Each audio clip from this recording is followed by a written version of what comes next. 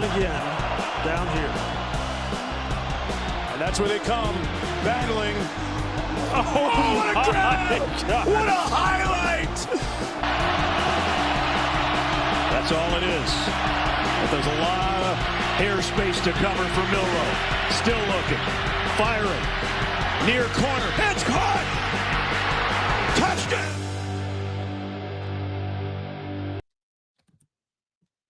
That was a really good finish on the music there, man. That was nice little ender right there. Yeah. Call it perfect timing. Yeah.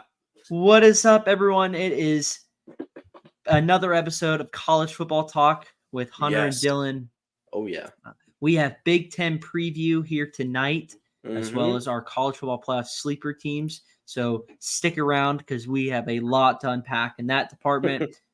First and foremost, though, if whether or not you're new or recurring guest here, subscribe to the pod if you haven't already. We are 12 subscribers away from 100 subscribers. So close right now. I have a QR code that I'm going to eventually download by next episode and put it on the screen. If you guys scan that QR code, that will take you right to our YouTube channel. Hit that subscribe button if you haven't already there. And if you have, perfect. Scroll through the channel, watch some episodes, or hit that alert button because I know most of you probably don't. But if you aren't listening on YouTube, watching on YouTube, hit that follow button and listen if you're on Spotify because that would help out a lot as well. We're just getting on that road. We're trying to get to that 100 subscriber mark. Really close. Keep doing what you guys are doing. We've picked up a couple in the last few weeks, so we'd like to see that.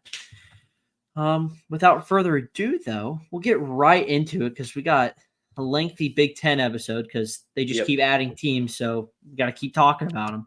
We'll do what we usually do, though. We got rankings. We'll do championship prediction, sleeper team, best matchup of the year, best quarterback, and best player. And then we'll kick right into our second segment of the night. Yes. I'll start this week, and then we'll let Dylan do the Big 12 next week because that's his conference. He's part of America's conference. It is. So America's teams. There you go. America's teams. So we'll get rolling into this. I like to start from worst to best. Yep. I feel like that's the only way to start, honestly. Yeah. So we got 18 teams. We're going to start. I'll speed through the bottom half because it's not too much. But Indiana, I have at 18. Kurt Cignetti comes in from JMU, takes over that regime, brings in 13 guys from JMU as well as both coordinators. So a lot of turnover. They do retain Curtis Rourke, who was the quarterback there last year, which is good. So now you have some stability there. They do have they bring in 9 receivers. 4 of them are returning, 5 new guys. So you're going to have depth there, which is always good because you need depth. Offensive line is going to be a little bit of mix and match. They do bring back 2 guys. But other than that, they're going to have to fill in 3 new guys with transfer spots. Defensively, it's going to be a lot of the same thing. A lot of turnover defensively. Bring in a couple guys. A lot of the Sun Belt. They have a bunch of guys from JMU, a few guys from Old Dominion coming in. Defensively, the D-line, I think, is going to be the strength this year for Indiana. I just don't know, but I have question marks on the next 2 levels, linebacker and secondary, and their schedule doesn't help out a lot. They have, at UCLA, at Northwestern, Nebraska, Washington, Michigan State, Michigan, Ohio State, a lot of L's I see. Unfortunately, I could see Indiana starting to turn around maybe in the next couple of years because I do think Kurt Cignetti's a really good coach. I mean, he has a really proven track record. Just tough spot right now where you are at Indiana. I see 3-9. That's about it. Purdue, same thing. Tough sledding for the Hoosier State teams. Both in the bottom of the barrel. Yeah. And that's, I don't know how that got to be, but it is what it is. Ryan Walters, second year at the head of the table for Purdue. They do retain Hudson Card back for a second full year. He was third in the Big Ten passing yards a game at 217. Devin McCoby comes in as the now solidified starting running back. So that's going to be good. I think they expect him to be the workhorse, get back on track. just constantly improving. He had 811 yards rushing last year. Before that, it was 968. So he has that ability to just kind of stabilize the entire running back room and be counted on. They lose a bunch of talent at receiver. A bunch of transfers leave. They bring in a couple guys from Georgia, from A&M. That'd be like Nylon Morset, CJ Smith from A&M. It'd be Cam Brown. So they're going to need transfers to step up. Same thing defensively. They lose a bunch of guys defensively. They lose their top key guy. That would be Nick Skirton, who got poached by A&M. But they do bring in guys like Nyland Green, Markevius Brown, Will Help, CJ Madden. So, again, kind of like Indiana, a lot of new transfers. Yeah. Are they going to be able to pan out? Or is it just going to be you're by week 6 and you're still struggling? Because defensively, they really struggled last year. And that's coming from Ryan Walters, a DC who really performed well at Illinois. Yeah. I mean, scoring defense, they were ranked 105th. Points per play, 106. Passing defense was 97th in the country. Even offensively, tracking offensively, the passing game is going to be where it's at. Ray ran the ball well. Passing offense has got to improve. They ranked 87th in passing offense. Total offense, they were 72nd. And points per play, they were ranked 100th. So they got a lot of improvement, and it's going to have to start with Hudson Card playing at a high level. Moving on, Northwestern. Remarkably, remember all the craziness that happened before the year started last year with the scandals, the hazing incidents, they kicked the coach out, wrongfully maybe doing so before all the facts were out. All of that happens. This is coming off a 1-11 year. They're picked to win maybe 2 games all year, and they go out and go 8-5. Complete 180. Yep. What a job that David Braun did. One of the best years in the last, I don't know how many years of this program. Like, it's genuinely. That 7-win jump, I have it here, is the best in FBS from 2022 to 2023. Going from 1-11 to 8-5. Yep. It's crazy. That started. Go ahead. They won their bowl game too. Like it's ridiculous. They beat Utah in a bowl game. Yeah. And now, granted, Utah had injury after injury, but still. Yeah. But beating Utah that's a Utah. I mean, regardless of who's playing for Utah, that is a great win. Now, they do bring in a new OC, and Zach Lujan, excuse me. He is a proven guy from South Dakota State. They averaged 29 points a game under his, or they're 29-1 under his when he coached. They averaged 34 plus points a game. It's going to be a lot more run pass option. Yeah. Now, the question is, will they have the right quarterback? Because there's a big quarterback battle. The guy that was supposed to be the starter there was Brendan Sullivan. Brendan Sullivan transferred after the spring game to Iowa. Now, he could be in line to start possibly, maybe not the start of the year, sometime down the road for Iowa, depending on how maybe poorly Cade McNamara plays. That's for Iowa's to figure out. As far as here, it's going to be a battle it's still a battle between Ryan Helinski and Mike Wright, who came from Mississippi State. Yep. Who comes out of that is to be determined. But you're going to see a lot more, I think, RPO game. That's what they're going to want to try to get to. Offensive line, they allowed a sack has to play better. Pass pro, especially. Yeah. They allowed a sack 13% of the time on dropbacks. They're ranked 128th nationally. Not good. And according to 122nd in O-line push, which is like short yard game. Are they getting that push? Not getting it because, I mean, just struggled all around. They do bring back 3 starters on that line, but it needs to be better, like I just said. Like, even the 3 guys that are coming back need improvement because if they want to continue to kind of build where they were, it's going to have to start up front. Pass pro, because you can't be under duress all year long. You're just going to get the quarterback hurt. Offensively, the tight ends are going to need to be better utilized this year. They're going to have a decent wide receiver group, but it's not going to be overly impressive compared to some of the other teams. And I think that's just some of these bottom tier teams. There's some good, but it's just their good's not where everyone else is. And that's just how it happens to be. Defensive line should be a strength though for Northwestern. Yeah. They should be able to keep rolling. They bring back all 4 starting linemen, which is great, especially defensively. I'd rather have my defensive guys back, honestly, than offensively. Because I can know I can rely on them to wreak havoc and do their job. They're going to replacing their top 2 corners against a lot of question marks. Same thing with some of these other teams, like I just said. I do see them going 5-7. A little bit of a tough back end of the schedule. Yeah. Just how it kind of plays out. Anything so far? Or we have similar stuff? Oh, we got some similar stuff. I'll give you my so my last place I have Indiana. I just don't see anything from them this coming year. I just think and that's it. They just have they have a tougher schedule too. I mean, they start off the year easy. Their first 6 games or so, I imagine they should only drop like one or 2 games. And then they play Nebraska, Washington, at Michigan State, Michigan. I mean, then they go by at Ohio State, and then they play Purdue. I mean, not even exactly at UCLA week 3, I don't. That's see not them fun. Yeah, I don't. The one thing I'll give them is they play FIU, Western Illinois, Charlotte, and then Maryland. Yeah, even Maryland. Maryland, I think is going to be that. I mean, Maryland is that tough game at Northwestern.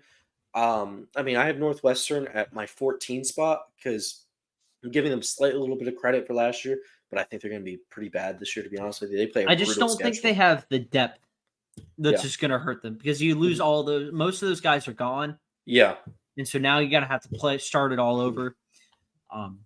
That's what really my thing with my bottom teams is. I just think they play brutal schedules. Mm-hmm. Like my number 16, I have Purdue. And I had Purdue at 16. I had them a little bit higher, and then I looked at their schedule, and I was like, man, I mean, that's brutal. I mean, they play Notre Dame, then they go to Oregon State, they play Nebraska, then they go to Wisconsin, go to Illinois, they play Oregon, by Northwestern, at Ohio State, Penn State, Michigan State, then Indiana. No. They don't get a break there. They don't get a break at all. Yeah, like that schedule's like, to be honest with you, because I think they're better than Indiana, but they're probably going to lose more games. I mean, you might just be running out of steam too. Yeah, you know what I mean? Like genuinely, yeah. Like that's a brutal schedule. Mm-hmm. So 15 through, we'll go 15 through 11 here. Mm-hmm. I got Illinois. Illinois brings back Luke Altmaier. Mm-hmm. They're trying to rebound. They only won 5 games last year. They went 5-7. But Luke Altmaier comes back. He should have a bounce back. Mm-hmm. He did. He had flashes last year. Yeah. But, when those flashes, there was also some downsides. So I believe he also got hurt last year, some point in the year. So he should be healthy going into next year. They should have a reliable running back in Caden Fegan, who ran the ball really well last year. He averaged 100 games. Yeah. He had 3 games where he averaged over 100 yards and showed a lot of physicality, a lot of explosiveness. So that's going to be good. Offensive line has to be better, especially in pass pro. Again, just like Northwestern. Yeah. If your quarterback's scrambling for his life, he's going to get hit. He's going to get susceptible to injuries. That's just bound to happen, especially if you can't protect him. Yeah. They're replacing 2 of their top receivers, so they're going to need receiver play to step up. Their lead receiver only had 560 yards last year total. So they're going to need, like I said, they need more from those guys. Yeah, exactly. The secondary defensively is going to have to step up and be a lot better. They really hurt in total defensive scheme. So, like, defensively, they want to blitz a lot, but how bad the secondary was, they just couldn't. And so then they were stuck just giving up a lot. That really reduced a lot of their pressure rates and negative play rate because, again, they were sitting back, having to kind of like keep an eye on what was the secondaries doing or helping out because of how bad they were. They do lose 2 of their top 3 tackles. Linebacker will be a strength, though. I do think that they will play well. They must be I wrote down they must play well. The key to the success for Illinois, because if they can't and the secondary is not doing well, you're going to see similar results that happened last year. Yeah. I mean, they lost. You gave up 44 to Purdue. Yeah. Can't have that. They gave up 34 to Kansas, 30 to Penn State. 48 to Indiana. Yeah, I mean, you gave up 45 to Northwestern. Just it can't happen. It's unacceptable. You can't And it's win games uncommon doing that. for a Brett Bielema type defense. Mhm. Not common. I see Illinois going 5-7. Yeah. Just Yeah, that's completely fair.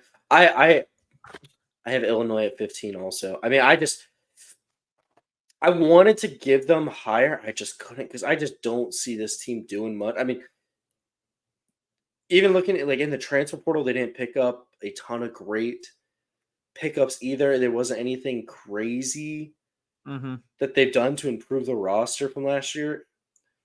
And their schedule for the most part is the same, exactly the same. yeah. I just don't see this team doing anything. My number 14 team, I have UCLA. So UCLA first team at this kind of bottom tier, in my opinion, that's one of the newcomers. Yeah.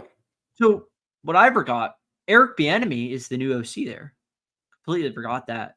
So he's there, which is great because they need some sort of, I think, offensive-minded guy kind of watching that side.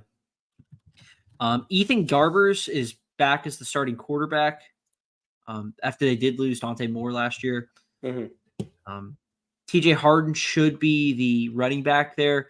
Really explosive guy. He's a home run type hitter. That's awesome. But can we get it on a consistent basis? I think they will. They ran the ball really well last year. They ranked 17th in the country in rushing offense. Explosive. Rush was 11th in the country. So that's good. They ranked 26 as well, almost 5 yards a carry. The receiver room is going to have to be an area where they're going to need to focus on and make sure they got it. Rico Flores, J. Michael Sturdivant, and Logan Loya are going to be the guys that are going to have to be there. Because keep in mind, remember, Chip Kelly's gone. They lose DeAnton Lynn to USC. Yep. Chip Kelly leaves. So this is a completely new group. You have, I forgot to mention that their new coach was, what's his face? His name is in here. You want to look that up real quick for me while I'm. UCLA's new coach? Yeah. Freaking, I don't know why I can't find this in here. Deshaun Foster?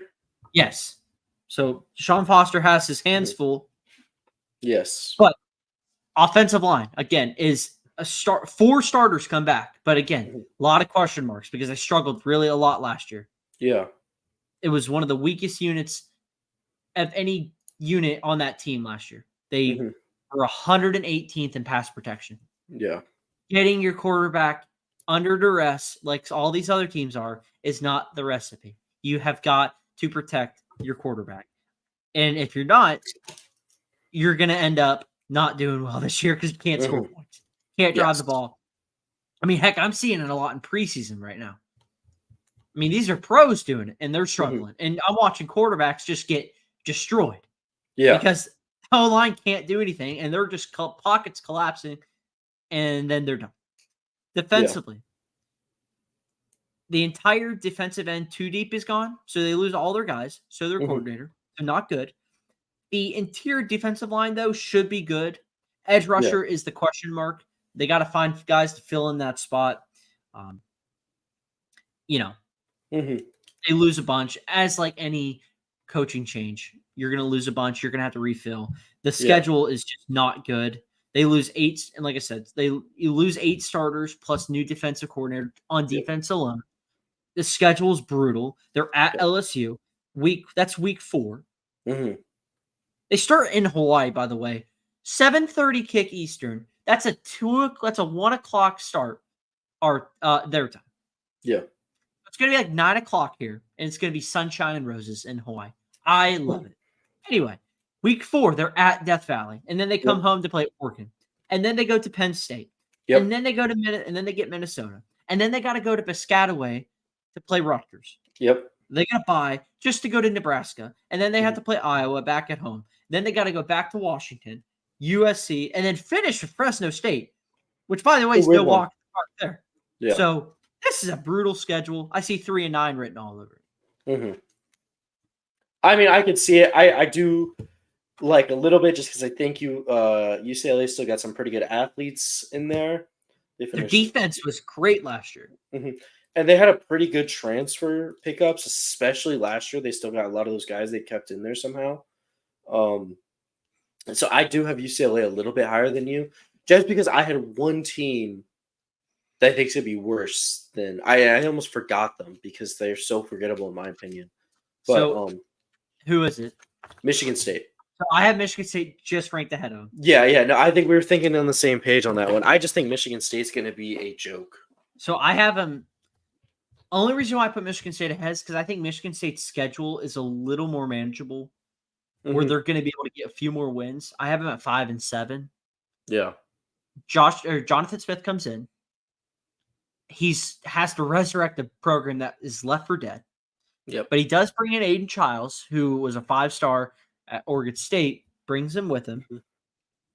He brings all 3 running backs come back for Michigan State, which is great. Yeah. They're going to need offense. Offense can't be any worse than it was last year. I mean, they were just as bad as Iowa was. 131st in scoring offense. They lost to Michigan 49-0. I mean, I think that just speaks for itself. 131st in points per play, 128th in total offense. Yards per play was 125th. Their only thing they ranked anywhere in the 60s and below. 63rd in sacks and / attempts a game was 7%. Everything else was in the hundreds. Not good. It can't get any worse, right? Yeah. So wide receiver room, they were the worst team in the Big Ten last year. Yeah, statistically. The wide receiver room's got to be better. There's questions at offensive line. They need to be better. They lose a bunch of guys. They lose ever since they lost Jaden Reed and they lost Keon Coleman. They have not. They don't have a single. They didn't have a single guy last year post 100-yard season. Yep. Montori Foster's back. Jaron Glover's back, but they got to step up. They didn't bring in any transfers there either when it came to that position. Yeah, well, not in the receiver group. They did bring Jack Failing over from Oregon State, who was a very good tight end. Yeah. A solid tight end, and that's good. Because now, I mean, I think, especially now, quarterback, tight end, all reliable almost. You bring them, that's good.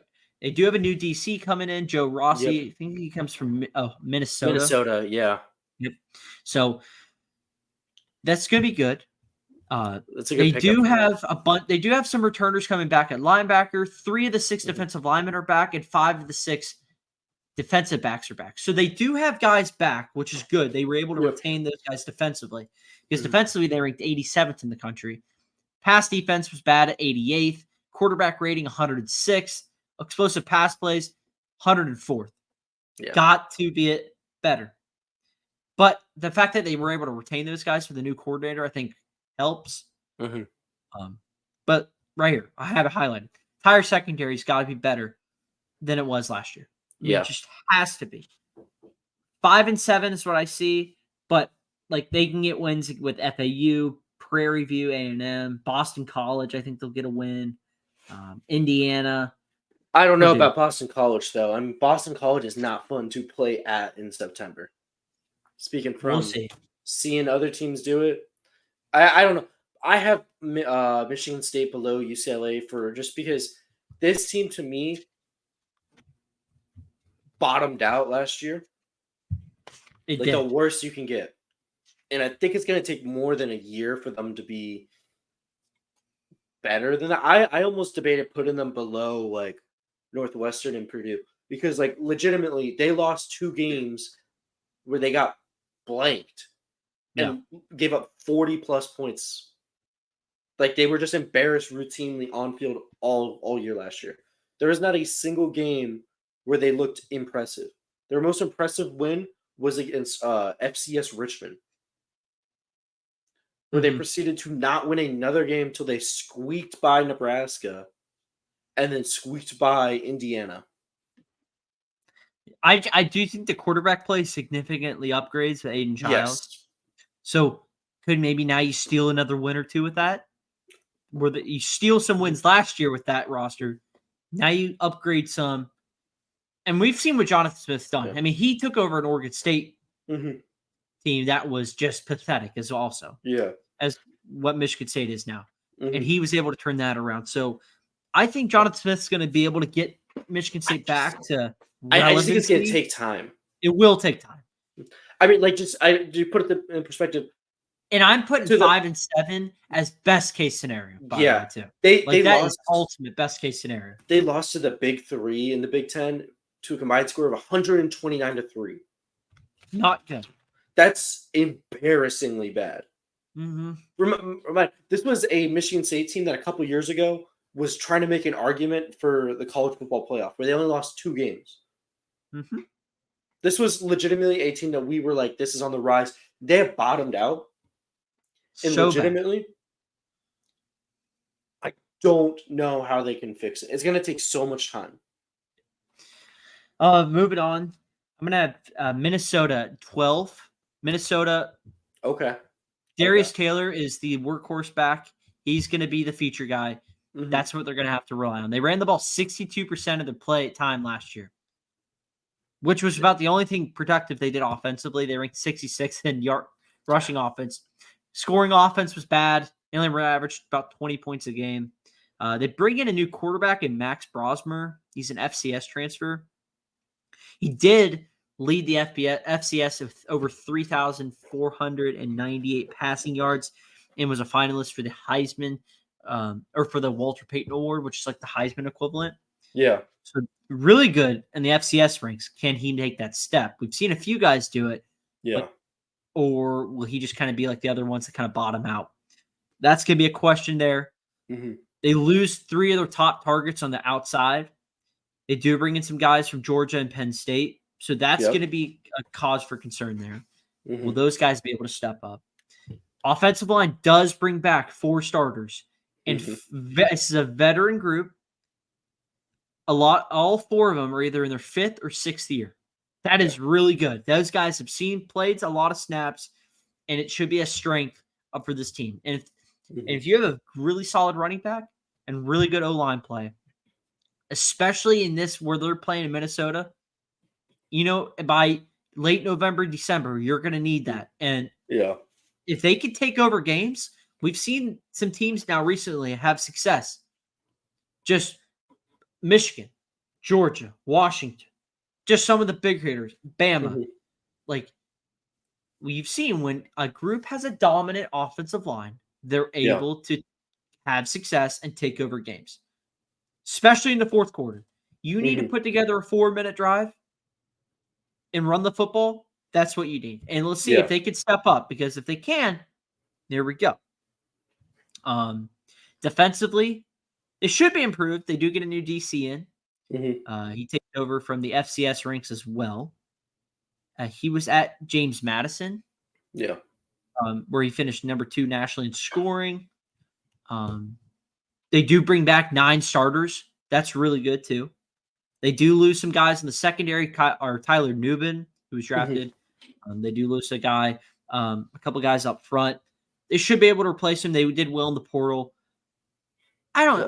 I never know what to think with Minnesota, because they just seem like just such a middle of the line team where they play some games, they win, and then there's some games that you just have no business losing, and they do every single year. And it's never just one game. It's always like 2 or 3.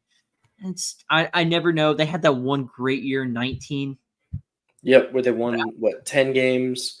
They won 11 games, I think. But after the bowl game. And then they were a game away from going to the Big Ten title game, lost to Wisconsin. But like I never know what to think of. And so I haven't gone 5 and 7. They have a tough opener with North Carolina. They do get them at home at least, but like still, I don't know. I have them at the same spot as you. I just, with this schedule, which, I mean, they go to Michigan, they play Iowa, they play USC, they play Penn State, play Maryland, they start with North Carolina. It's just not a fun schedule for them. Then they have to end the year at Wisconsin, which is also like Paul Bunyan. But going to Wisconsin is always the worst for them. Yeah. So And I think Wisconsin's going to be really much improved from last year. yeah. So it's just tough sledding again. They're just such a middle of the line team. Hmm. And I don't know if Minnesota fans, I don't know if they're going to be fed up or not because Minnesota is, I just don't know if they're even putting in the resources that is needed, especially now with the NIL. Not to compete at the highest level, to be Exactly. They put in the resources They to put be in the where they're at resources right now. They put in the resources Mhm. for the hockey teams Yeah. that's there that is really good. Hmm. But do they? Well, You can clearly tell they're not doing that for football. They put in the resources for a 6-6 program, and you know what? Yep, They're getting those results. You can't be upset. You're getting out what you put in, and that's pretty much what's shown. And I'll give PJ Fleck the credit because he, for the last, since he's pretty much walked into this program, has slightly raised the ceiling for what we expect of them. Yeah. You know what I mean? Like, we're Mhm. looking at them and we're like, oh, they're not great. But I'm going to be honest with you. Just a couple years ago, we were like, I mean, maybe this team wins 2 games. Like, we did not, Minnesota did not matter at all. I mean, he's raised the profile of that program a bit to where we can sit here and go, why aren't they putting in more money? Mhm. Where are we at? Number 11, I got Maryland. Yes. Yep, Maryland is such they're kind of like a similar team with Minnesota, but can have a little more success. But I don't know now where they go from here. Yeah. They still don't have they haven't decided who's the starting quarterback is going to be. Yep. Because they lost Talia Tagovailoa. Mhm. So now you have Billy Edwards. You have Big Cam 10 Edge. all-time career passing record holder. Yes. And they still didn't have much success. Mhm. Just think about that. So, they allowed the most sacks, Yep. I believe, to any other team. They allowed, or excuse me, backtrack there. The O-line allowed a bunch of sacks. And against the big three in Michigan, Ohio State, and Penn State, they allowed 12 sacks. So quarterbacks constantly under duress, especially against the bigger time opponents. They don't have a quarterback settled yet for this year. Billy Edwards and Cam Edge are still deciding that out. They do bring back, or never mind, excuse me. All 5 starting offensive linemen are gone too. So there's that as well. So Loxley's got to figure that out. Yep. They do lose their top tight end from last year. Mhm. They bring in, or they have, excuse me, let me see. They have Ty Felton and Caden Prother coming back. Yeah. So that's going to be good. But, I mean, Preston Howard's going to be the tight end. He's going to have to step up in a big way. I had that written down. A lot of questions offensively. Yeah. I mean, we don't have a quarterback settled, and we're a week out from game 1 where they got to go play UConn. Yeah. Do they have the offensive line figured out? I don't know. Defensively, the line will be a big strength of theirs. Mhm. They don't have an elite pass rusher figured out. 8 guys on defense are out. Depth's very thin in the secondary. This could be an ugly year, honestly. The schedule, luckily, is favorable. I was going to say their one saving grace is, for the most part, they kind of have one of the easier schedules in the conference. That front half of that schedule is their saving grace because you start a year out with UConn, Michigan State, at Virginia, Villanova, and at Indiana before the bye. Yeah. Because after that, I have written down their schedule. I just put L's next to their thing because I was making these records out. Yeah. After Northwestern, after that bye week, USC, L. At Minnesota, L. Bye week. Oregon, at Oregon, L. Rutgers, L. Iowa, L. Penn State, L. Terrible back end of the schedule. They're only saving graces. And maybe this is good, that front half of the schedule, because now maybe they can figure things out. Yeah. And then maybe help them down the road. I just don't. I see this could be a 6-6 team at best. Yeah. And this could easily be a 4-8 team as well. So I don't know. Too many questions for me and they weren't able to run the ball effectively last year with the starters they had on the line. And I don't know. Mm-hmm. Maybe Maryland will shock us both, but That's about well. They have they have an above average defense with who knows at the offensive side of the ball. Like genuinely, we have no idea what the offense. They only return 36% of the offense. It's one of the lowest numbers in all of FBS football. Yep. And they don't know who the quarterback. That's like the worst setup you could possibly happen. Like within 2 weeks before their first game, they have no idea who their starting quarterback is. We gotta figure that out. You're not giving a lot of the guys confidence. I'll say that. No. All right, moving on. Number 10, I got Washington. Okay. So Washington, I have at 10. They go to the title game. They have this magical season. 2 days later, Kalen DeBoer takes over at Bama. Or Saban retires. A couple of days later, Kalen DeBoer gets named the next coach. He's out. He takes Ryan Grubb with him. Ryan Grubb doesn't officially take the job at Bama. He goes back to Seattle, but for the Seahawks. So now, throughout that, they bring in Jed Fish, who did a remarkable job turning Arizona around. Yep. They bring in a new OC. They lose all 11 starters on the offensive side of the football. The whole offense is gone. So they got to replace that. They do bring in Brendan Carroll as the OC. He's the son of Pete Carroll. So, which under his offenses, they posted top 10 national passing stats in both 22 and 23 season. So offense is legit. Do they have the guys now? Luckily at quarterback, they have one of the best QBs you can have. Will Rogers finished. He's second all time in passing yards at SEC. If he would have stayed there, he probably would have broke Aaron Murray's record. I honestly, God, don't know how some of these guys have eligibility still, but they still keep giving him years. I mean, we're going to talk about Big 12 next week. Cam Rising's going into his 7th year. So anything's possible. Hey, COVID's crazy, man. COVID's crazy. Rodgers is going to be more of a pocket passer.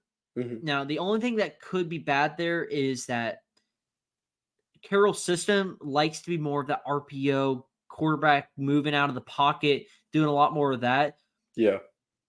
They do have another guy who's their backup right now, DeMan Williams. I could see a thing I wrote down used in packages where maybe kind of like how some of these other schools have that really good. You have that starter, but you have a guy that's not just he's too good to sit around on the bench. So maybe they bring him in for Wildcats, RPOs, somebody like that. Short yardage stuff. I could see that for sure. Now, they do lose Dylan Johnson, obviously, because he just decided not to come back. So Jonah Coleman comes in from Arizona. He did eclipse over 1,000 yards last year. They also do bring in a guy, Jordan Washington, as well as Cameron Davis is back, who was sidelined all year last year from injury. So I think running back room is going to be strong. I do think that they do replace all 5 of the O-line, and this is similar to Maryland. Do we have the pieces? They lose a bunch of guys on the O-line. They lose 4 of their top receivers. The top 3 guys in Adunze, Polk, and McMillan combined for over 3,300 yards and 27 touchdowns. That's just them alone. They also lose Jeremy Bernard to Alabama.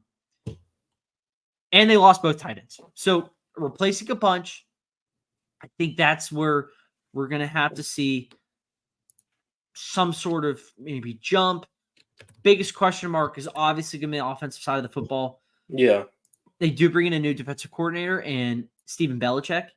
So that's going to be fun to watch. Facial reactions on the sideline are always my favorite. Yeah, I mean, it's always...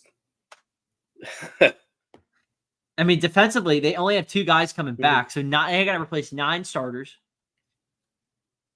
They do keep, Voy... Only 9. Tunufini returns, as well as notes tackle Jacob Bandes. So there's that. He didn't even start last year. Bandes didn't. But, starter Alfonso Tupotala is back at linebacker. I think linebacker might be all right this year. The cornerbacks are going to be also where we're going to need to figure out because they lose guys like Dominique Hampton, Jabir Muhammad. That stellar secondary we saw last year is mostly gone. So we're going to have to figure out what they do there. I see 6-6. A lot of these teams that we're talking about, they 6 play a and 6, brutal 5 and schedule. 7. Yep. They play a brutal schedule, especially for this. I mean, they play Michigan, at Iowa, USC, at Penn State, at Oregon. I mean, this is like tough, tough. And luckily, the first few weeks, they kind of maybe ease it in a little bit. So, again, kind of like Michigan State. Maybe we'll see what we have.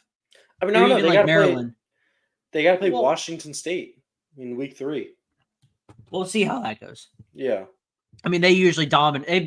They've dominated Washington State as of late. So, number 9, I got Rutgers.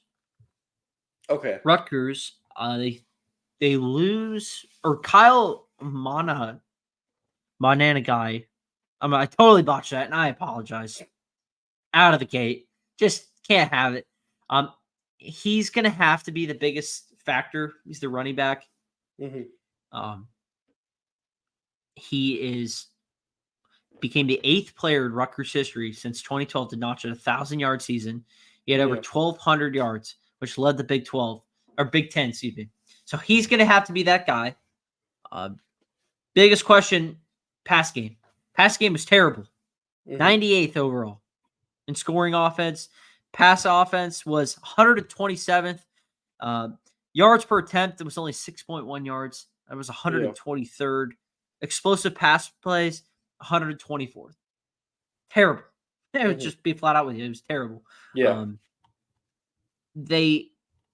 It should be Minnesota's Athan Kaliakmanis should be the starter. He transfers from Minnesota. So we'll see if that comes to fruition. They do bring in a couple of FCS transfers for on the outside. So again, you lose some, you bring in some new guys. We'll see how that works out. They have to find a solid tight end. They don't have one yet. That's going to be something they're going to need to figure out, because you need to have a good tight end, at least someone you can count on. Maybe just to throw one when you're under duress and just get a couple yards. Defensively, they were pretty good last year. Actually, 34th in the country in scoring defense. Negative plays was the big problem, though. Yeah. Only 6%. That's 122nd. Just weren't getting those negative plays, sacks, loss of yards on runs, all that. They got to improve there. Most of the stuff, though, pretty good. Passing defense was pretty solid, top 10 in the country. 4 all Big 10 guys return, which is really good. And 8 starters back. Yeah. And with a guy that actually, so that doesn't even count the guy, that doesn't include Tyrene Powell, who injured himself 8 games into the year last year. So that really is 9. That's really good. They do have to replace a defensive tackle, but I do think the linebacker duo is going to be really strong. Yep. Secondary should be good because they keep all 3 of their guys in the safety spot. And again, I mean, when you were already 10th in the country in pass defense and you keep in all those guys, they should be solid. Yeah. The issue for me is, and I see they go 8-4, which is good because they don't, I mean, even when they don't have to play Michigan, they don't have to play Ohio State, they don't have to play Oregon, they don't have to play Penn State, and they don't have to play Iowa. They skip out. They skip out pretty much everybody but one team in my top 6. Yeah. And I believe their over-under is 6.5. So I have them going 8-4. I think they could do Shiano. I think Shiano and the guys are going to take a build from last year. They went 7-5 last year. I think they can get some solid wins here. I think so too. Now they do have to go to Virginia Tech, which I do think they'll lose, but I think they beat Washington. Yep. I think they can beat UCLA, Minnesota, Maryland, Illinois, and Michigan State. Yeah. I think they can do all that. Yeah. I mean, they start out the season pretty easy too, FCS, and then they play Akron. I mean, not to discredit the Zips, but I don't think they're beating. So my thing is I have Rutgers at the 8 spot for me, just because I like their schedule and the amount of starters they have returning is really good for me, because they're pretty much just bringing back a lot of those guys. I really like what Greg Schiano has done. at Rutgers so far, I mean, he's really. I mean, this program was dead. Like, Yeah. if we're being completely honest with ourselves, this program was dead. In 2019, they won 2 games, and it was Liberty and UMass. Oh, not good. They got not good. blown out by every other team they played. They lost to Michigan 52-0. Ohio State 56-21. I mean, they were just brutally bad, and he's turned them into a team where we can sit here and we can go, Rutgers, that's not bad. That's not a comfortable given for win. Yeah. Like, that's not an automatic W. Like, Yeah. that's where you want to be, especially Mhm. for teams on building back. Exactly. My just thing is, I could see a spot where this is a team where again performs really well offensively or defensively, Yeah. but with a lot of question marks. Just maybe just keep it just never get solved. I would throughout the year. I would just be worried in this like stretch after the bye when they go at Virginia Tech, Washington, at Nebraska, Wisconsin, UCLA, USC.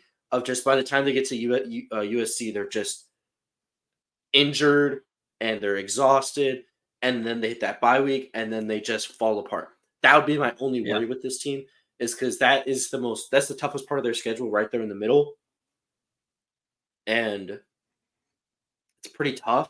I mean, for Big Ten, it's not that tough, but for this team, that's a pretty tough stretch. That'd be my only fear for this team. But other than that, I actually legitimately think this team could win 8 games. Yeah, for sure. My next team I have is USC at 8. Okay. So USC brings in a new DC, D'Anton Lynn, who comes from UCLA. New quarterback starting this year, Miller Moss, after they lose Caleb Williams. The big questions for me with USC is pass pros got to get better. They allowed a sack 7% of the time, and even if they weren't allowing a sack, they were getting bailed out because Caleb Williams was running around for his life, pulling the rabbit out of his butt, making random, just magical plays everywhere. Miller Moss is the guy, but I don't think they're going to need the rushing attack to be better. They were 92nd in rush offense, not good. And again, that's because defense was terrible, and they were forced to just throw the ball a bunch of games because, again, they needed score points. I mean, just think about it. They went, what'd they go, 7-5 last year? Yeah. 8-5, maybe? 8-5, yeah. They went 8-5 last year. They were 3rd in the country in scoring offense. They scored 42 points a game and 8-5. That LSU going 9-3 or 10-3 last year. Yeah. With a bowl game win is just remarkably just makes your head scratch because there's no reason that should ever happen. And it did because that's how terrible the defense was. Yeah. And now, I mean, defensively, I would hope that they see an improvement with the new DC coming in. Yep. I mean, he took UCLA's 92nd in scoring to 14th, 15th, and 19th while he was there. Yeah. So you're going to see improvement there. I mean, you can't get any worse. 121st in scoring defense. Yeah. They were 119th against the run. They were 103rd against the pass. Average quarterback rating was 150. That's 119th ranked, baby. But you just can't.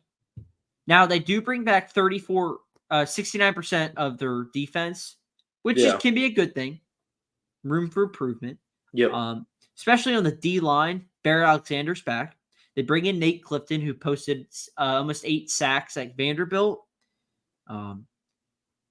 Jamil Muhammad returns, as well as a couple of top 50 prospects. Yeah. To kind of fill in that other spot, which is going to be good. Linebacker, they bring in a bunch of guys, including Eric Gentry, Easton Mascarenas Arnold from Oregon State, and then Mason Cobb needs to improve because 25% of missed tackle rate is not going to help you out. Yeah. And they need him because they're already too many questions. You can't have your guys who played last year continue to be liabilities. And so he's got to improve. He's not the only one, too. That's just one guy. Yeah. I mean, there's a bunch of them.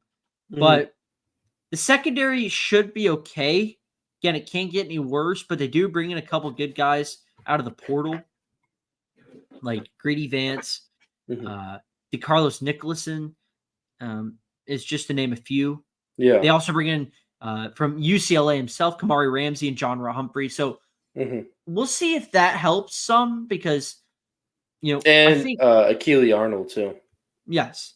So we'll see. I think Lincoln Riley for the first time is stressing defense more than he is offense. Yeah. And maybe that's what you have to do. You have to just have a shift in mindset.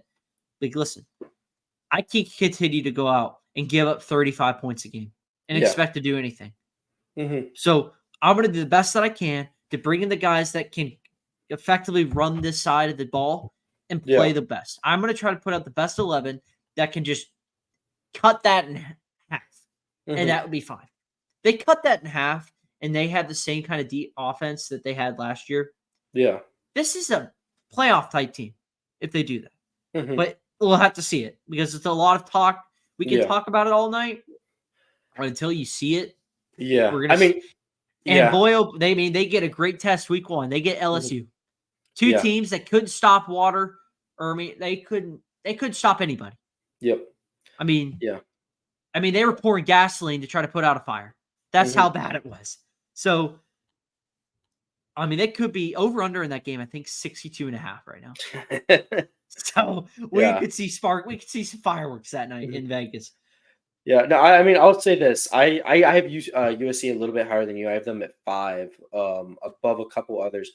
Only thing with them is I like what they've done on the defensive side a lot with bringing in Lynn as a defensive coordinator because he led some really good defenses. Yeah. At UCLA, and then he brought in a lot of talented guys, along with the fact that USC's problem last year wasn't the athletes; it was the schemes.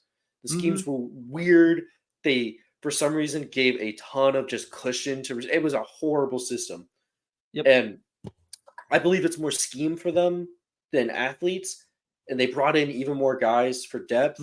And to be honest with you, they kind of have one of the easiest Big Ten schedules. I think they play 4 tough games this season, and 2 of them are non-conference games. I see most realistically 6 and 6 though.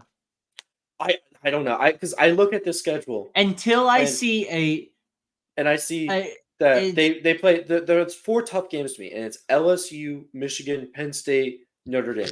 The rest I see are completely winnable. I'm not high on Wisconsin. I have Wisconsin at Michigan. 9, dude. I have Wisconsin at number 9. I think Nebraska is going to be a lot improved. Notre Dame at the end of the year. Yeah, I see something in defense. I had Notre Dame as one of their 4 tough games. Yeah, but Nebraska and Wisconsin, I think, are tough ones. Nebraska, they got to go to California. It's a little bit tougher for them. Same with Wisconsin. We haven't seen an environment that is worthy. I'm not saying environment. I'm just saying them physically going out there. Although I want to say they come off. I thought they came off a bye. Nebraska. Yeah, they go. So Nebraska is coming off a bye before they even go to USC. Okay. So that helps right there. Yeah. But again, it's just until I see anything defensively that remotely looks like defense, and they can play that at a high level. Yeah. This team isn't going to go anywhere. I understand. All right. Let's see. We're at 7 now. So we got Wisconsin for me. I got Wisconsin. Okay. Here's a fun one for you. So Tanner Mordecai is not there anymore, but last year he got hurt. He would miss 3 games. Regardless of that, Iowa had more touchdown passes than he did in the regular season. Iowa was dead last in about virtually every passing category you could think of. So that's got to get better. I think it will. Taylor Van Dyke comes in. If he can cut the turnovers down. Are you talking about Wisconsin? Yes. I think you said Nebraska. Wisconsin. Okay. Tyler Van Dyke comes in. And hopefully they can kind of keep the turnovers in check. Yeah. And instead of playing hot and cold football all year long, he stays hot. Second year under Phil Luongo, or at least as a whole, Phil Luongo's second year with the system. And I think that might help because I think a lot of people thought that because how much success Luongo has, where he's been, that they would just automatically start doing well, and they didn't. And it really hurt. I mean, they were 93rd in scoring offense. So I think that's going to improve. Ches Malusi, remember they were out. He got banged up last year too, so they were injured a lot. A lot of key positions were hurt. So he's the starting guy. I think he's going to be that explosive piece that they were missing last year. So I look to see this Wisconsin team bounce back offensively. I mean, Will Pauling's back. They bring in also, I mean, Bryson Green is also there. I think receiver room's got to be better, but I think better quarterback play is going to help. And the even better part, offensive line is going to be, I think, rock solid. They got 4 guys coming back. They were, now, cool little fun fact for you, though. They went 24 years, though, in a row with all Big Ten offensive linemen. They haven't had one of the past 2 years. I do think you're going to see a much better group, though. As far as, I mean, they were 33rd in sack rate. So, their pass pro was solid. Yeah. I just think that I think another year now with all these guys back is going to be big. Defensively, secondary is going to be good. Linebacker groups should be fine. Yeah. I think defense is going to be good. And now your second year, and we've seen this, and Fickle's a defensive guy. Second year with Fickle, I think this team is going to be much better from where they were last year. I think if they stay healthy across the board, they should be fine. The big guys in the secondary, though, Latu and Holloman, are going to have to play really well. Yeah. But if they do, that should be big time. Now, the one thing defensively, and it kind of goes with their schedule. So with their schedule, 3 of their 5 biggest games of the year are at home, which is awesome because they get Bama at home, you get Penn State at home, you get Oregon at home. You do have to go to USC, and you got to go to Nebraska. Now, and defensive line's yes. So defensive line's a big question mark. These teams you're going to be playing this year, are you going to be able to get pressure? That's going to be a make or break because you get Jalen Milroe coming in. You have to play Jalen Milroe. You got to play Dylan Gabriel.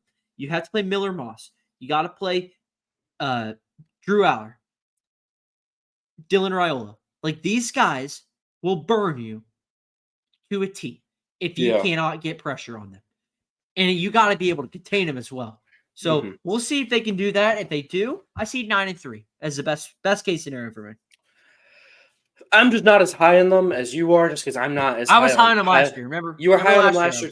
Yeah, you were high on them last year too, and I don't see great things with Tyler Van Dyke as the quarterback, just because he has been so consistently turnover prone since that 2021 campaign where he was great. Since then, he's just been turnover prone. He's had injury problems. He's just been kind of a mess, and I don't really see that improving in Wisconsin. They got kind of half of the staff coming, or not staff, of players coming back on the offensive side, which doesn't really help for me because it's kind of just, to me, it seems like it's a mess and they're not being able to pick things right. I still think they need another year to really build that offense because they're completely swapping the entire way that Wisconsin plays football. Like, it's a completely different way to play football. They're trying to install in that system, and I think it still needs to get figured out. I think there's obviously a lot of holdover, just like the players themselves who were recruited specifically for this run-heavy offense that relies on running backs who are going to put up incredible all-time Big Ten numbers, which they did for 20 years. That's all they did. That's Wisconsin football, is good defenses, great running backs, and quarterbacks. They get some passes in there.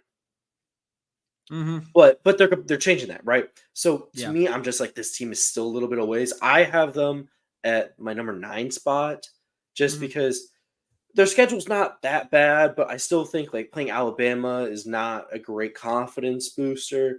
Then That's a going to complete toss-up game though for me. I have no idea what to think of that game. I think they're gonna get smacked around, to be You honest. think?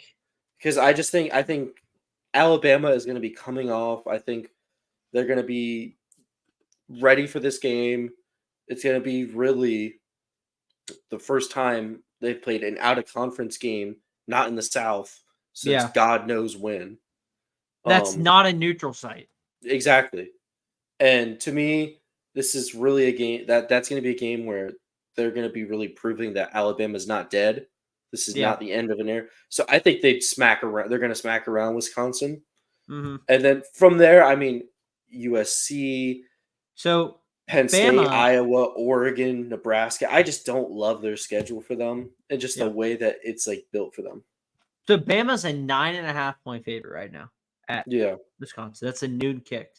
hmm So, I don't know. I think that might be a closer game than people think because I don't know. we'll see. We'll It see. all depends. It all depends. We'll see how Yeah. Alabama looks to start the year, but Mhm. I mean, I'm not very high on Wisconsin. I wasn't very high on them last year either. I mean, we talked about this. We disagreed very heavily on Wisconsin. Yeah. But I mean, Bama has to play, I think, USF week 2, which yeah, should that's be not easy. no. I mean, it should be one of the better That's teams coming from the group of 5, and then yeah, you I got to think go I to think Camp yeah. Randall. Mm, So we'll see. We'll see. yeah. I think though Wisconsin. I don't know. We've seen this Luke Fickell team, so they've taken a pretty good. He has a pretty good record of taking that year 2 jump. Yeah. I mean, they get the bye right after. I think they'll take care of USC, Purdue at Rutgers, Northwestern. That's a nice stretch right there. Yeah. Penn State at home is gonna be tough. At Iowa, and then the bye. I mean, the bottom back, the final 3 stretch, not the best, but Mhm. manageable, I think. Yeah. But I have Nebraska at 6. Dylan I have them Raiola is at going to be 7. the guy. Okay, so I I have have them at Dylan 7. Raiola. We Good. pretty much agree on this though. Yeah. So Dylan Raiola is the guy there. Mhm. Played out really well in the spring game. They got him to flip from Georgia. His dad was a legend there. Now he's the next guy. Mhm. Is he the guy that helped get them over? They've been searching for a quarterback with competent play Yeah. for a while now. Is he the guy that can do it? We'll see. As far as help goes, they get Ramir Johnson. He's going to be the projected starter. Yep. Gabe Urban's also there, and Emmett Johnson as well. So they kind of got a three-headed committee going. Yeah. Offensively, you get Malachi Coleman, enters his second year. You get Isaiah Garcia Castanda back Yeah. after he got hurt last year. You do bring in a couple guys from the portal as far as Isaiah Nair and Jamal Banks goes. So they're going to have weapons, I think, which is Yeah. going to be good. But tight end wise, the tight end room's got to stay healthy. Mhm. Thomas Fedone, who's back, was injured most of the year last year. So he's going to be coming back from injury. Can Mhm. they stay healthy? Because if they do, it's just another weapon. They get 4 starters back on the line, plus another transfer. So a veteran transfer. So that's going to be a solid group. Mhm. I mean, offensively, it has to get better. Yeah. Bottom third and scoring offense. They were okay rushing the ball, running it. The rushing attack was fine. Passing offense was terrible. Yeah. Explosive pass plays really lacked in that department. Is this the offense that can do it? We're going to see. They lost a bunch of close games last year. Mhm. They turned the ball over a bunch in Yep. critical time. It's got to get cleaned up on that side of the football. If it Yeah. does, they're going to win the games. If they don't, they're not. Defensively, they should be good. They keep White back, their defensive coordinator, Yep. which is really good because a lot of people thought he might look at the UCLA job because that was his alma mater. Mhm. But they keep him. Yeah. They also bring back 8 starters, and that was already a really good group. That was 13th in scoring defense, 40th in pass D, and 9th against the run. So a really good group. Linebackers is the one spot where if they can replace that, they should be okay. They do lose 2 of their top starters last year. So if they can, we're going to have to see if they can kind of reload in that department. But other than that, I mean, this should be a really good, a D-line that's really solid and a defense in total that's going to be really good. I see 9-3 on the record. 7-0 possible to start the year. Those first 7 weeks, very good for if you're a Nebraska fan, looking at just kind of mapping your way through. I mean, Colorado's the big one. Week 2, you get them at home. But then other than that, Northern Iowa, UTEP, Illinois, Purdue, and Rutgers for the bye. But then you get the back half. You get at Ohio State, at USC, Wisconsin, Iowa. I mean, they can navigate this. It's a 9-3 year, I think. I agree with you. This is the way I see it is their biggest problem last year was quarterback. And what's the biggest thing Matt Rule went out and did is he grabbed the best possible guy they could get for this job. Yep. You get a guy, I mean, he looked great in the spring game. Obviously, the spring game, it's just a spring game. But compared to the guys they've had, I mean, Jeff Sims turned the ball over 6 times in 2 games. Terrible.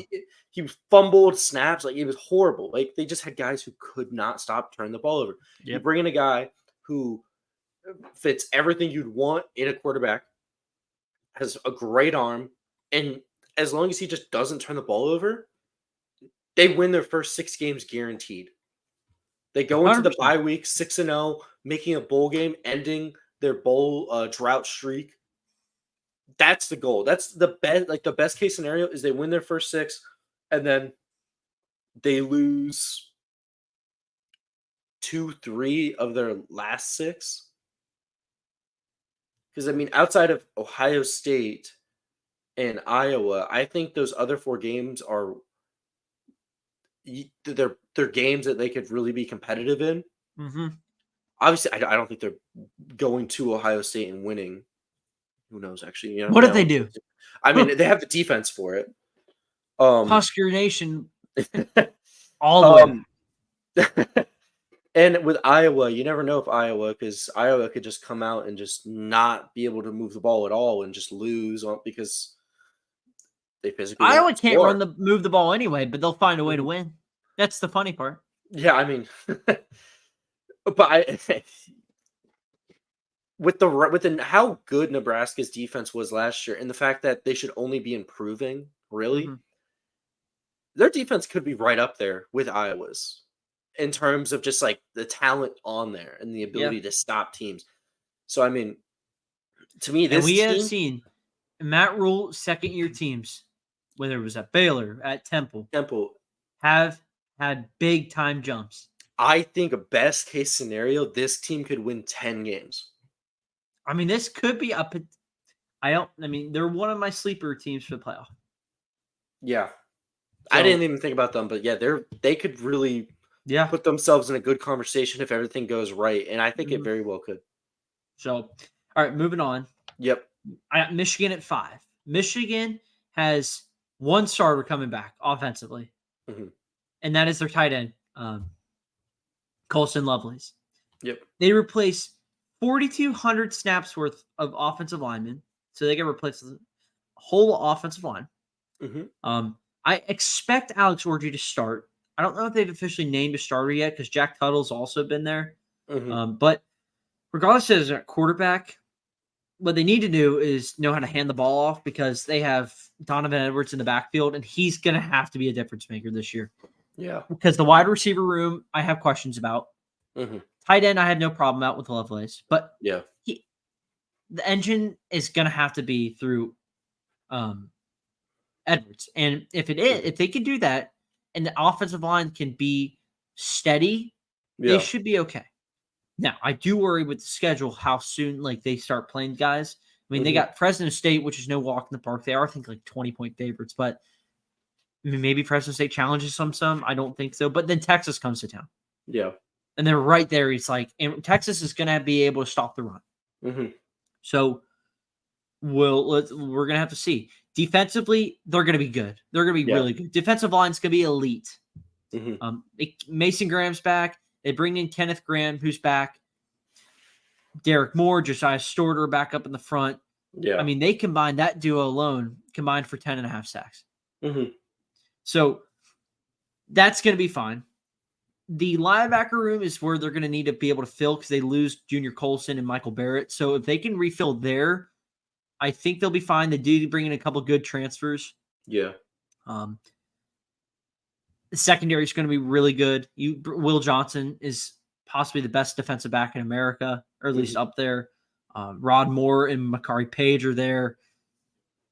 It's going to be good. Offense, I'm going to be worried about with all the turnover. Yeah. Because, I mean, just how much, I mean, they lose guys like Roman Wilson and Cornelius Johnson, who took up 74% of all the receiving yards. So, I mean, a lot of questions offensively. I'm not worried defensively at all. I think defensively they're going to be outstanding again. Yeah. And we're going to see Texas comes to town week 2. I mean, let's see. Can that D line get to Ewers? Yeah. They can and make his life nightmare. It's going to be a good day for Michigan. Yeah. They can't. We'll see. Now, because Texas is now down without CJ Baxter. Yep. I think the running back room is going to be fine, though. It's not going to be. I mean, it's not going to be CJ Baxter, but they have guys. But I mean, I think Michigan's going to take a step back, though. As all good teams do. First year with Sharon Moore fully at the helm. I think 8-4. I see Texas. I don't think they're going to beat Texas. Similar. I see similar. To be honest, think they. Honestly, I could see them going to Washington and losing. I mean, I don't know about Washington, but this is. I mean, it's coming off 4 straight home games, and then they got to go all the way over to Washington. Yeah. Right before the bye week, and then Oregon, and then Ohio State. Mm-hmm. So 8-4, 9-3. I think they go 9-3. I have them as my number 6 team, behind USC and Iowa, just because my questions with them rely on coaching, the returning guys for offense, especially because almost everybody's gone, and if there is the possibility of sanctions against Michigan, like losing possible coaches or people having to sit, just because there's questions around the program at the moment. I kind of was like a little bit lower on them. It's a culture change in Michigan. It's gonna be a different look team. Even though this was the national champions, they do have a lot of guys on the defensive side, at least, coming back a decent amount. But I don't love this Michigan team going into next year. And I think there's a very good chance that if they look bad against Texas, it snowballs. Maybe. Because I could see a situation in which if Texas looks good and they're able to slightly light up and put up points. I mean, we saw that last year. Texas went to Bama. Yeah. And beat it by double digits, but Bama was able to rebound. But they're coached by Nick Saban. Yeah. It was like, it's one of Nick Saban. This is Sharon Moore's first head coaching full-time position. Mm-hmm. And this is a program that's going through a lot of turmoil internally with like the accusations going on about the cheating. There's just things going on inside of Michigan that to me make it seem more complicated than just, there's a lot of guys coming back on defense. They recruit for the most part kind of middle of the pack actually. But they recruit fine. Their defense is going to be good again for the most part, but I have questions about offense for them. Yeah. We'll see. Yeah, I mean, because what happened, the offensive line may not pan out, and then they just kind of are middle of the pack all year round in that department. So I still think they're one of the upper Big Ten teams. Don't get it twisted. I just think like that D line, that defense is going to be able to keep them in games all year. Oh, for sure. I got questions when it comes to that quarterback room, especially. And I didn't think their quarterback last year was even that great in JJ McCarthy. I never was blown away by a single thing he did last year. No. Not a single game he played. And he got drafted, 10th overall. So, what am I to say? Who am I to say? Exactly. All right. So, as we round out here, we get into the top 4. I got Iowa. Me too. Iowa, won 8 of 10 of their games last year while gaining under 300 yards. Yep. This is outstanding stuff. Mm-hmm. I mean, when you just kind of look back at these stats and just think about that they won 10 games last year. 6. Yeah, they went 10-4 last year. How bad they were offensively. And we talked about a little bit about them last episode. Some reason they got brought up. They ranked 132nd in scoring offense, 130th in points per play. Total offense, it gets better. 133rd. They were 133rd in yards per play. Well, maybe they ran the ball better. No, 109th in rushing offense, 119th in yards per carry. O-line run push, 131st. Explosive rushes, maybe they got a couple there. Nope. 118th. Passing offense, maybe 130th. Yards an attempt, 133rd. Quarterback rating was 91 average, 133rd. Mm-hmm. Touchdown interception ratio, 125th. Sacks an attempt, 9% of the time, 106. What's that tell you? Offensive line needs to be better. Yep. Explosive pass plays. Maybe they hit a couple deep shots every once in a while. Nope. 3.8, 131st. Now, with all that, they did have a bunch of injuries last year. Yeah. Especially at the quarterback position. Okay, McNamara going down. We'll see if he's able to bounce back. He struggled some in the spring game. They bring in Brendan Sullivan from Northwestern, like I said earlier. Is this a scenario where maybe they're trying to find a way to make Sullivan the guy? We'll see. That's to be determined for later. Yeah. Now, they do have a 3 running back committee. And all these guys are coming back. Some of them from injury, like Caleb Johnson is. LaShawn Williams is also there. And also Patterson as well, who flashed from time to time. I do think LaShawn Williams is going to be the head guy. I mean, he earned offensive MVP last year as far as for Iowa. Yeah. I could see where Caleb Johnson, maybe him and Williams are kind of like 1-2. I mean, they bring in a new OC. So that's good. Yeah. So they get rid of Brian Ferentz because he failed to do anything, meet the AD's expectations. Well, I mean, let's be honest with you. He failed to do anything on offense. There is not a single stat outside of returning production where they were not in the bottom, like they were not over 100 in rankings. Not a single offensive stat, but returning production. And let's be honest with ourselves.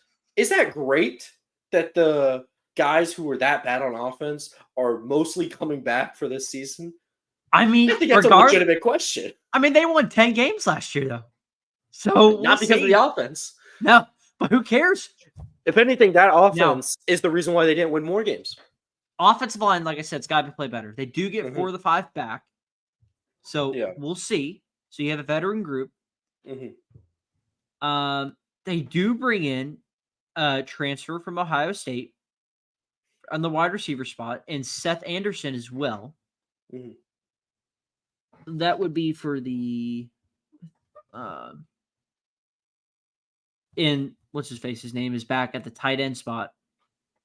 Leachy. So I think they're going to have some better weapons this year on the outside. Again, whatever you say about that is to be determined. It's kind of like USC playing defense. Can Iowa play offense? I mean, if this offense is just, let's say, 90th in the country, and that defense is still where it is, they're going to win 10 games again. They're a playoff team. 100%. I'm being honest, they're a playoff team, without a doubt, in my opinion. And their schedule actually is really nice this year anyway, but I'll get to that in a second. In terms of yardage defensively, they have allowed 400 yards or less in 28 straight games. That is the longest streak in the FBS. Here's your padlock stat for the night. They were 4th in the country in scoring defense, 17th against the run, 5th against the pass. The one area they did struggle was negative play rate. Yeah. So they weren't getting as much sacks, pressures, or those loss of yardage plays. As they Mhm. wanted to, that was only 8% of the time, like 96. But Yeah. everything else is top 20 kind of type stuff. So I mean, they were number one in the country in Yeah. stopping explosive And passing plays. That's crazy. and outside of Cooper DeJean, everyone's back on that D group. Yep. So I expect a stellar linebacker group led Mhm. by Nick Jackson and Jay Higgins. I mean, one of the best linebacker duos in the country. DeJean's gone, but Quinn Schulte and Jamara Harris are going to be there Yeah. on the back end. This is going to be a really solid group again on defensively. I have no issues there. D-line, maybe a question or two. We'll see. Only because they do lose Logan Lee and Joe Evans through graduation, so they're gone. Yeah. But outside of that, this defense is going to be outstanding again. And, Phil Parker is still there on the defensive side, calling the shots. So I have no issues. And schedule-wise, Illinois State win, Iowa State win, Troy win, at Minnesota should be a win. They screwed it up last year. Yep. Although, to be fair, there was the punt return that they got hosed on was piss poor. Bye. Now, at Ohio State, I think they lose. Yep. Washington, I think, is a win. Michigan State's a win. Northwestern's a win. Wisconsin, I think they fall in that one, possibly. I do think that. At UCLA, Maryland, Nebraska, I think are all wins. I mean, this is a 10-2 team, in my opinion. To me, this is a one-loss team. This is a team that loses to Ohio State and it does not look. And I put the L next to Wisconsin, and that's more of like a 50-50 type game. For you, yeah. I know, because you're a Wisconsin guy. Well, I think the only reason I said that because I'm like, there's no way they really go 11-1. Like they always find a way to lose one other game. I get that. So the only game where I could see where they could do that is like the Nebraska game at the end of the season too. Yeah, is one where I'm like, because Nebraska has obviously not as good as Iowa, but they also have a great defense, and they probably will actually have the ability to score the ball though. So I mean, I would be able to stop them all day, but I mean, if Nebraska would be able to get like one or two good, drives in the game, that's how you beat this. I think the ceiling or the floor for this team is 8-4, 9-3. Yeah. Best case scenario is 11-1. Yeah. Yeah, absolutely. All right, to me, best case scenario is an undefeated regular season because their defense is good enough to hold Ohio State's offense in check. And I do have question marks at the quarterback spot for Ohio State with Will Howard. Me too. He's a good quarterback, but if I was able to shut down the run, and I'll get to Ohio State here coming up, but I mean, 12-0 would be insane. I don't think they have the offense to do it that big of a turnaround. Yeah, but I think 10-2 is right there. But with their schedule, it is favorable enough that is not out of reach. Yeah.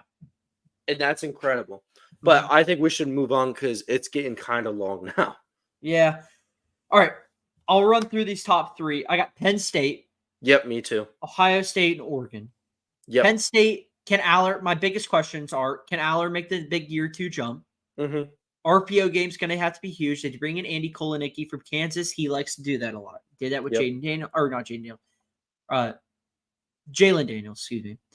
At Kansas, they have to replace 3 starters on the line. The wide receiver room must get better. Julian Fleming's there. I mean, he's going to be the number 1 guy, obviously, but they have the great running back duo in Nick Singleton and Katron Allen. Yep. They're going to have to play really well. Defensively, the diva line and linebacker group is I think they're going to have to dominate again. And they do have to replace the cornerback trio that they had from last year. So if they can do that, I think they'll be okay. They do bring in AJ Harris, and Jalen Kimber from Florida and Georgia. So those are going to be those guys. I think they lose week 1, honestly, to West Virginia. I think they're going into a snake pit in that one. I think West Virginia is catching some shade, they're not getting I think they're getting overlooked some. I think they lose that game. Outside of that, though, I think Penn State goes 10-2. I think they beat Ohio State this year. I think finally they get over some sort of hump against Ohio State. I think they go to Wisconsin though and lose. I see 10-2. As far You're in as Wisconsin. listen, I told you 9-3 is Wisconsin. I'm telling you. We'll see. At Wisconsin though, that's what I mean. If it was in Penn State, okay. At Wisconsin, I'm gonna take that. I got Oregon. I'm just gonna run through these real quick. I got Ohio State at 2. Will Me Howard. Will Howard just got named the starter. So he beats out Devin Brown. The run game is led by Quinshon Judkins, who transfers in from Ole Miss. Travion Henderson comes back. That's going to be elite running back duo. They're going to have to be the guys because they can't allow Howard to be Superman. They can't make him do that. That's just not who he is. So if they do that, they're going to be in deep trouble because Emeka Egbuka, Jeremiah Smith are going to be really good wide receivers. Yeah. But they don't have that day one draft guy throwing them the ball. Will Howard was getting benched for Skylar Howard. Or not Skylar Howard.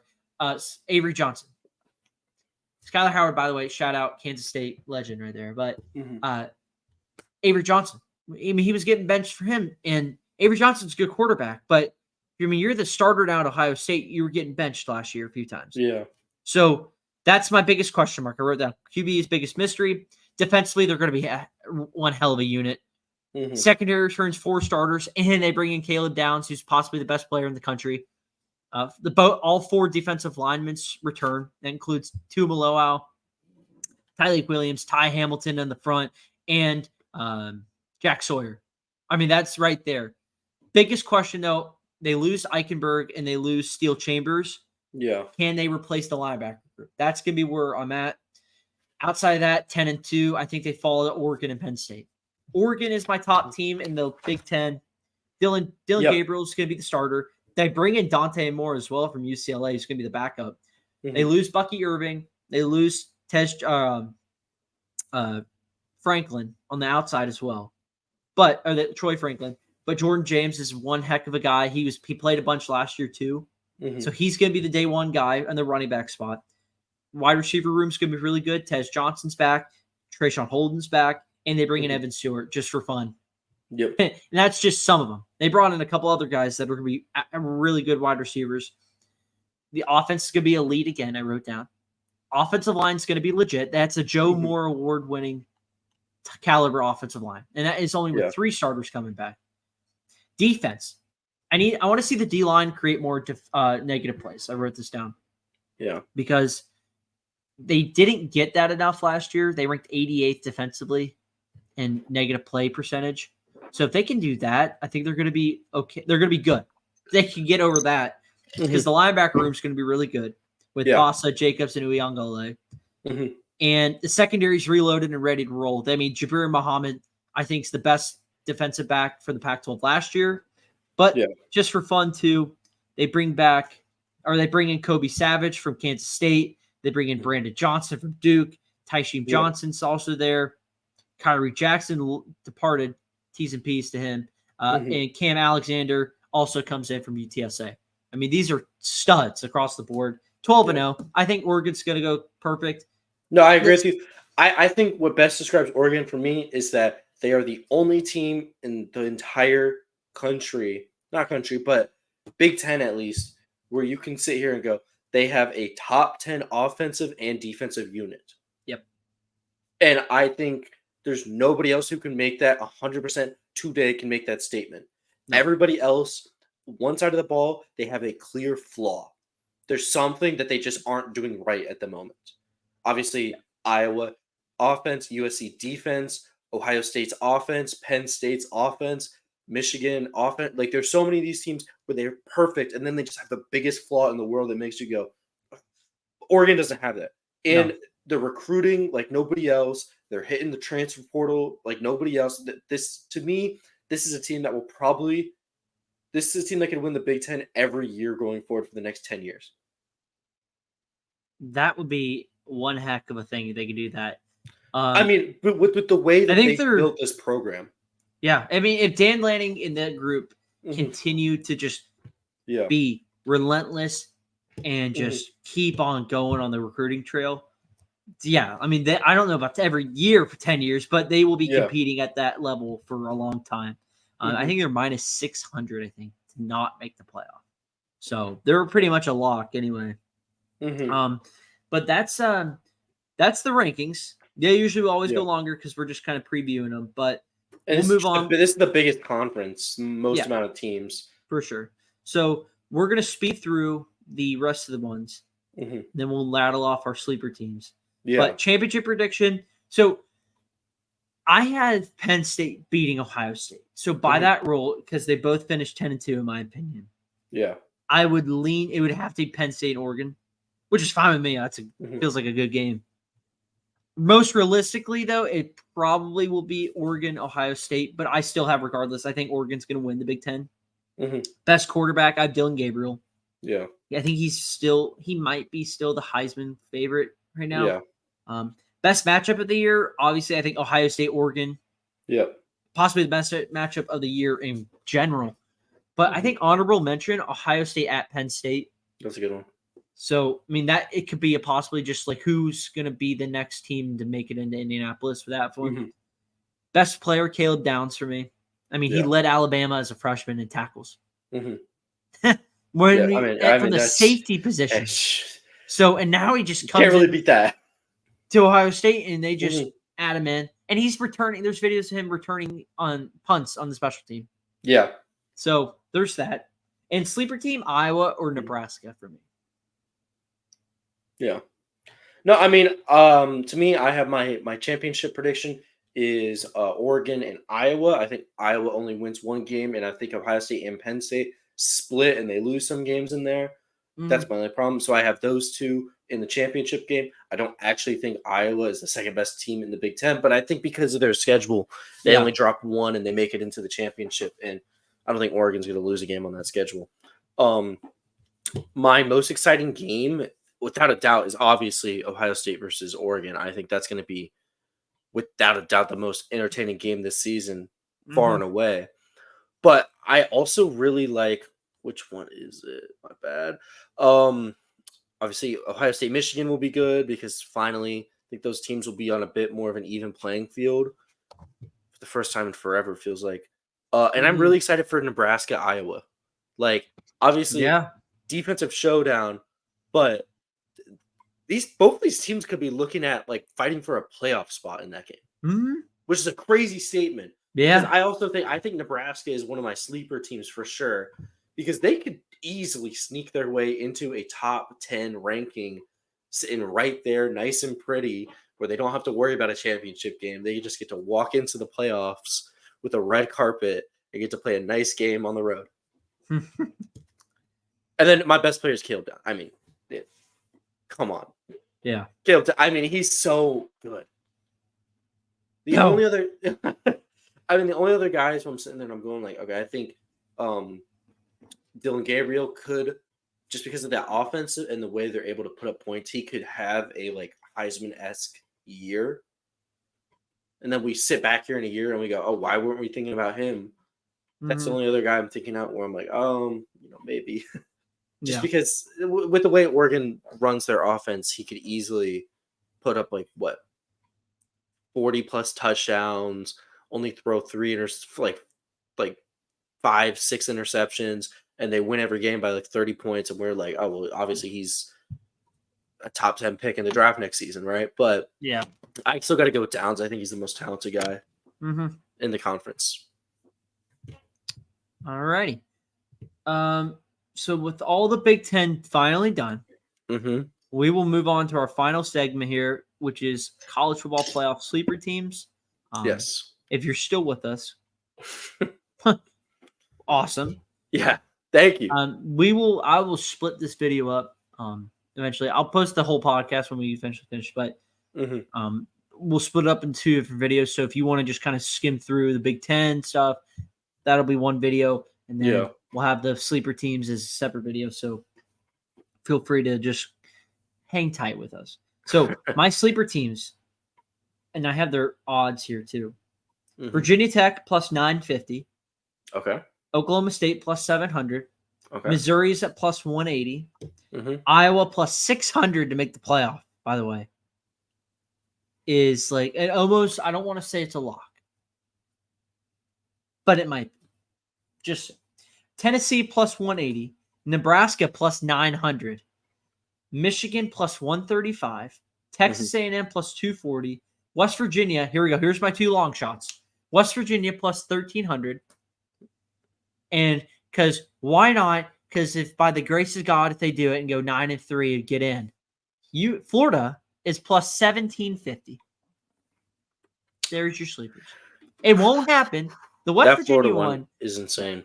The West Virginia one, mate, plus 1,300. They were 9-4 last year. Two games they lost. Hail Mary, and then a game when they led Oklahoma State late in the second half. One of their gunners on the punt ran into their return man, and they fumbled the football, and they gave up a score and kind of fell apart after. So, yeah, just saying, good quarterback coming back, good team. Here we go, 1,300. Anyway, what are your sleeper teams? Okay, I mean that was pretty good, but I did not go as crazy as you did. I did not have that many teams. I had Missouri, but I don't feel like they're too much of a sleeper. I feel like people are pretty high on them. Virginia Tech, we talked about Virginia Tech quite a bit. The only other ones which I felt pretty confident about too was I had Oklahoma sitting right out there, Texas A&M. I actually feel kind of high on LSU too, especially if their defense looks even slightly better. Yep. They're sitting right there for me. And then Nebraska, I really like Nebraska. And then by super long shot, because I'm a bit of a homer, I'm going to go UCF because they play a really easy schedule. They play pretty easy schedule, and they're in a Power 4 conference. So I could easily see them squeaking their way into the Big 12 title game conversation. If they can win that, they're in. I'm very fascinated to see him. We'll talk about him next week or next episode with the Big 12 preview.